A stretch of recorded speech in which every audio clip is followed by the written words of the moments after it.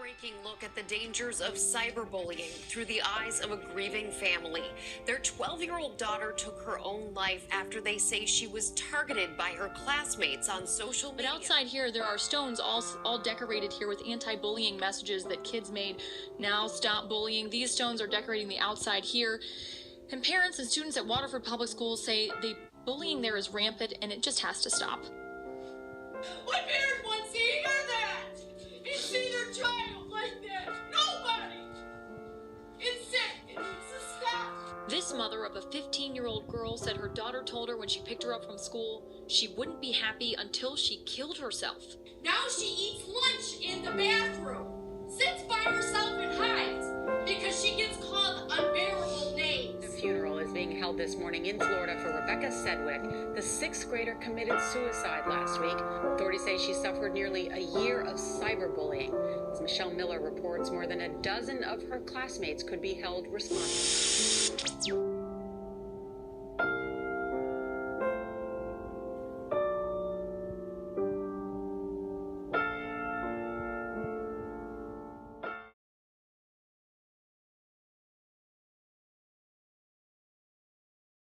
My name is Yesenia Alvarez. I'm a child counselor at Lotus House. Lotus House is a homeless shelter for women and children. It's located in Overtown.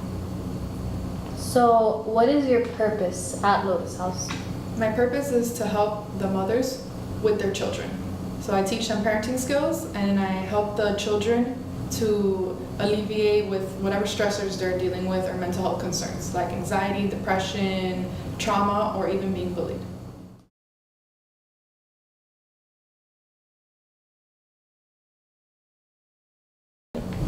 So, is it hard for the kids to speak about being bullied when they go and see you? It's extremely hard for them. They're embarrassed to admit that they're even experiencing that. So typically I have to talk to them and normalize the situation so that they can be able to feel comfortable talking to me about being bullied. Okay, and so they're usually not the ones to tell you that they're being bullied. No, they are not the ones to first bring it up. Usually the mom brings it up to me, or I pick it up when I ask them about school and they're telling me they hate school so much they don't want to go to school. There's one child that I have that's a 11-year-old, and he's Caucasian, and most of the kids in his school are African American. So they pick on him for his race and they call him a variety of names. One thing they call him is Mr. Clean. They make fun of him all day long. If there's any kid that tries to be friends with him, they make sure that it doesn't happen. They always intervene. They make fun of him for having one pair of shoes, his clothing as well. They notice that he is homeless. A lot of the kids know who lives in Lotus House in the school.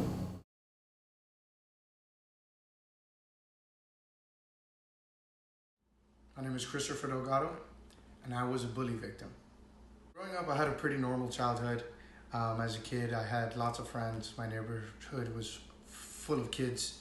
It was always fun playing out. Every day after school, we would play literally from 4 in the afternoon, 5 when I got home, all the way through to 8 p.m. Once my dad would come outside and I would hear that whistle, it was straight inside the house. But as a kid, that was really the least of my problems. After elementary school, I transferred to a middle school where I actually knew nobody. I was the new kid. All of my friends from elementary went to a school near the elementary school, and I actually moved locations. So I was the new kid. I was actually very nerdy looking, I would say. Tiny, extremely skinny.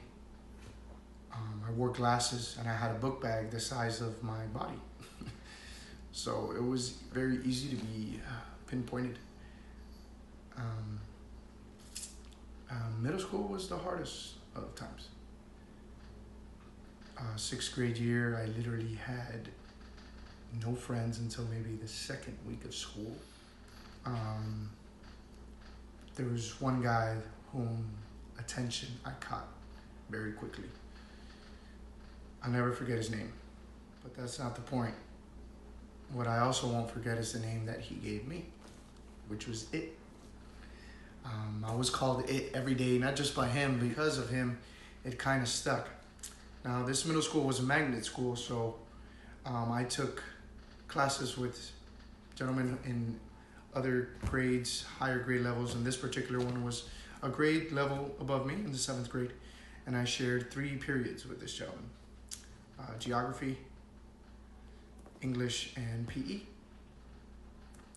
PE is where I was actually picked on the most because it's where we had the least amount of supervision. We weren't in a classroom. We were in wide open spaces, either playing basketball on one side, football on the other, running track on the other, really depending on what everybody was into. I was picked on day in, day out. In every period that this guy was in with me, it was tough. I didn't want to go. I would hide in the bathroom sometimes. I would call my mom before certain periods and said that I felt bad so she could pick me up. I always tried to avoid him to every extent, and it made it hard. I was never the type of kid to complain or snitch, I was never really confronted with this type of issue. And being that I knew nobody, it kind of made me feel alone.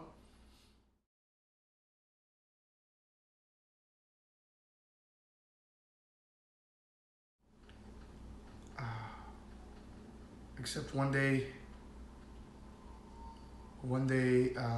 things took a turn. I decided that I would stand up to my bully, and it took for him to slap the glasses off my face. I saw my glasses hit the floor and I lost it.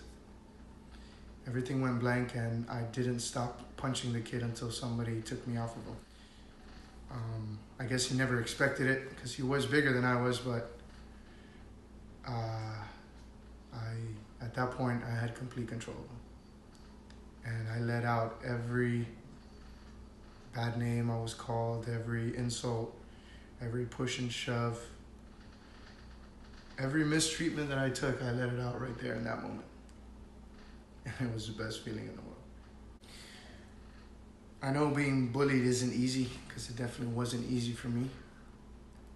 But if there's one thing that I can tell, or any information that I can give any of these other kids, or even people in this situation, I say stand up to your bully.